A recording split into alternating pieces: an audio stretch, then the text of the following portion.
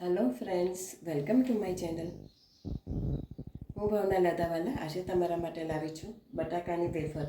આજે બજારમાં મળે છે બટાકાની લાઈવ વેફર, એ આજે તમને શીખવાડું છું. તમે એકવાર આ રીત જોઈ લેશો તો પછી તમે ફરી બજારમાંથી લાવવાનું ભૂલી જશો. તમને એના માટે બટાકાની જાત કહું. તમારે બટાકા કડક લેવાના છે આવા, અને સ્પેશિયલ ચિપ્સના આવે છે એ લેવાના છે. રેગ્યુલર બટાકામાં પાણીનું કન્ટેન્ટ વધારે હોય છે એટલે એ જરાક એ થઈ જાય છે. તો રીત કહું તમને. આ બટાકા છે એને આવી રીતના છાલ કાઢીને પાણીમાં રાખી મૂકવાના છે. હવે તમને બતાડું. એની આવી રીતના વેફર પાડવાની છે. તમારે લાંબી વેફર જોઈતી હોય તો તમે આડું પાડજો, અને રેગ્યુલર જોઈએ તો સીધું.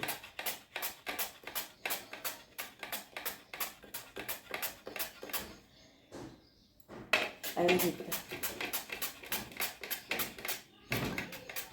વેફર પાડીને એને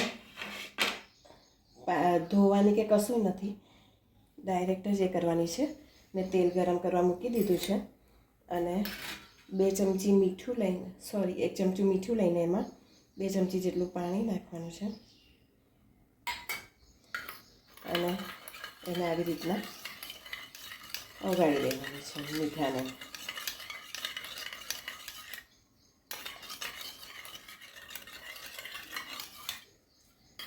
આ મીઠાનું પાણી તૈયાર થઈ ગયું છે.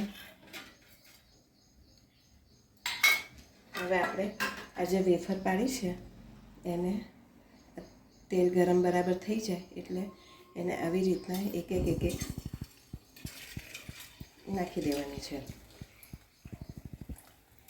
અને તમારે સીધી તેલમાં આવી રીતના નાખી દેવાની છે.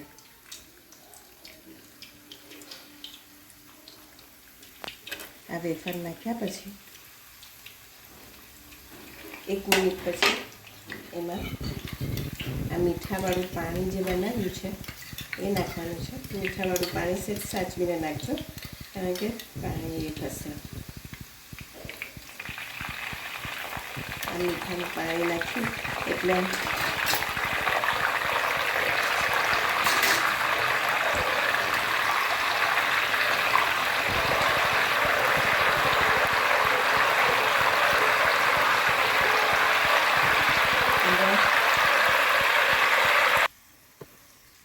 તમે જોઈ શકો છો આપણી સરસ કડક અને ક્રિસ્પી વેફર તૈયાર થઈ ગઈ છે.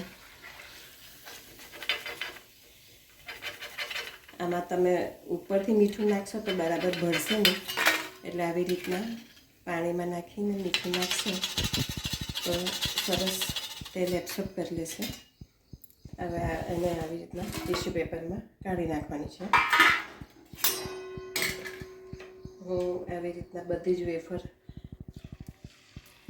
એક કરીને તળી લઉં.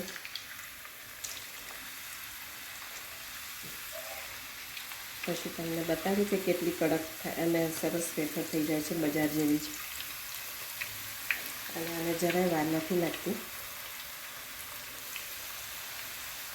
વેફર નાખ્યા પછી થોડીક વારમાં મીઠું નાખવાનું છે.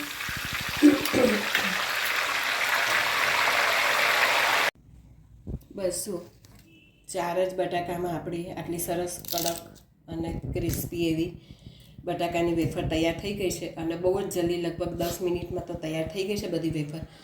તો તમે હવે ઘરે આ નક્કી ટ્રાય કરજો. અને જો તમને મારી રેસીપી પસંદ આવી હોય તો પ્લીઝ મને સબસ્ક્રાઈબ જરૂરથી કરજો અને બેલ બટન દબાવજો. Thank you.